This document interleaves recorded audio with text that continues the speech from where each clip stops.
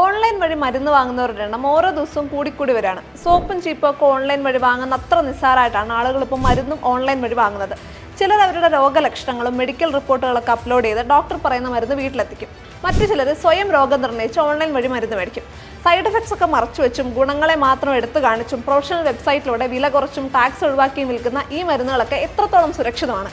ഈ മരുന്ന് കഴിച്ച് എന്തെങ്കിലും ആഘാതമോ മരണം തന്നെ സംഭവിച്ചാൽ പോലും ആർക്കാണ് ഉത്തരവാദിത്തമുള്ളത്? ഈ ഫാർമസിയിൽ നമ്മൾ കൺസൾട്ട് ചെയ്യുന്ന ഡോക്ടേഴ്സ് വ്യാജന്മാരാണോ ഒറിജിനൽ ആണോ എന്ന് പോലും അറിയില്ല. ഈ ഡോക്ടേഴ്സിന്റെ അറിവോടെ തന്നെയാണോ മരുന്ന് നിശ്ചയിക്കുന്നതെന്ന് പോലും വ്യക്തമല്ല. എന്നിട്ടും ഓൺലൈൻ വഴി മരുന്ന് വാങ്ങുന്നവരുടെ എണ്ണം ഓരോ ദിവസവും വർദ്ധിച്ചു വരികയാണ്. നിരോധിക്കപ്പെട്ടതും വിൽക്കാൻ എന്തെങ്കിലും തരത്തിലുള്ള നിയന്ത്രണങ്ങൾ ഉള്ളതായിട്ടുള്ള മരുന്നുകൾ പോലും ഈ ഫാർമസിയിൽ ലഭ്യമാവും. ക്വാളിറ്റി ഇല്ലാത്തതും എക്സ്പയർഡ് ആയതുപോലും ഇക്കൂട്ടത്തിലുണ്ടാവും. ഇൻസുലിൻ പോലെ കുറഞ്ഞ ടെമ്പറേച്ചറിൽ സൂക്ഷിക്കേണ്ട മരുന്നുകൾ ഓൺലൈൻ വഴി വാങ്ങുന്നത് ഒട്ടും സുരക്ഷിതമല്ല. മരുന്നിന്റെ ഗുണം കുറയാനും എന്തെങ്കിലും തരത്തിലുള്ള കെമിക്കൽ റിയാക്ഷൻസ് ഉണ്ടാകാനും വരെ സാധ്യതയുണ്ട്.